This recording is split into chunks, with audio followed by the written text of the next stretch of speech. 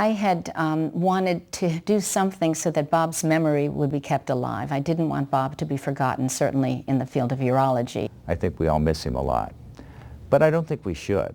I think we have the opportunity to create a living endowment that will always be able to forward and develop the kinds of young investigators that Bob encouraged when he was the chair at Boston University. What I saw in his leadership skills I try to exemplify today, because I think that he had the ability to bring out the best in people. If you look at his work and you ask what summed it up, he was innovative. I mean, he was one of the great original thinkers. I'm very excited about prostate cancer research, and it's a very exciting time in prostate cancer research. As you've heard, there have been an enormous amount of developments in the past few years in the treatment of advanced disease, and this is very exciting. There's also been a lot of research going on to help us find better ways to detect prostate cancer, but even more importantly, to better identify which is aggressive disease and which is not aggressive disease. We know that over the past several years we've really understood that there are some forms of prostate cancer which are very low risk, and because of that may never affect the lives of the men who have that prostate cancer and may never need to be treated. What we do for this is we do what's called active surveillance for these men, where we try and avoid treatment and the possible side effects that can come from those treatments. So one of the key areas of research is to identify who has this indolent or dormant disease and separate them from who has aggressive disease and needs treatment. So many research groups around the United States and here in Boston have been trying to identify the answers to those questions.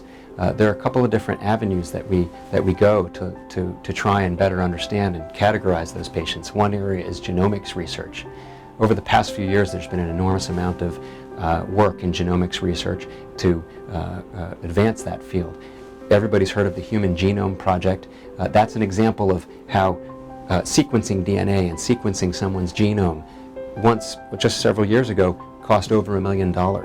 But now with advancements, in part because of that work, we now can do sequencing of entire genomes of patients and their tumors for under $1,000 for each specimen in each patient. Because what we can do now is, in a faster, less expensive process, really identify the DNA and the makeup of not just prostate cancer as a whole, but of patients' individual prostate cancers. And what we hope is that this will help us realize true personalized medicine, where we can really tailor treatment for each individual patient. Another very exciting area of research is what are called circulating tumor cells. We know that cancer spreads by cells leaving the prostate gland and then going either through the bloodstream or to other areas of the body, and then settling and growing and becoming what are called metastases. What we have come to understand through different technologies that we've been developing is that many more people have these circulating tumor cells than we'd once thought.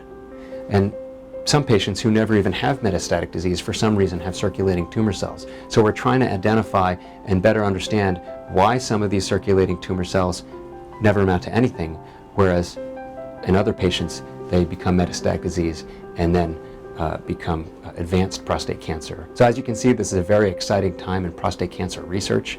I think we've made an enormous amount of advances in the past few years, and I'm very excited about the future with the support of the AUA Foundation. I'm thrilled to be a part of this evening to honor Dr. Crane, who is a personal mentor and friend and a true champion for urologic disease. I truly believe all endowments are important. Now, why this one? Why Bob? It's because he was a special person, and I think special people should be remembered.